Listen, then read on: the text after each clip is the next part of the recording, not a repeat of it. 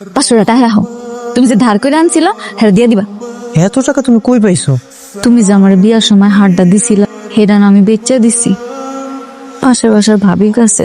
আমি তোমার ভালোবেসে একটা হার দিয়েছি, সেটা তুমি বিক্রি করে দিছো। কত শখ করে তোমার আমি দিলাম। ধরো টাকা, ধরো, এবারে তুমি আবার ফেরত নিয়ে আসো। ফেরত দিয়া দিতাম। আচ্ছা ঠিক আছে। হ্যাঁ রাতুল বল, কত টাকা দিলে ভালো হবে সেটা বল। 50,000 দিলে হবে নাকি আরো বেশি লাগবে? আর না, 50,000 দিলেই হবে। আরো যদি বেশি লাগে আমাকে জানাস। বাবা, 50,000 টাকা কিসে লাগবো? কোনো সমস্যা? তেমন কিছু না আব্বা, একটা ভালো চাকরির খবর পাইছি।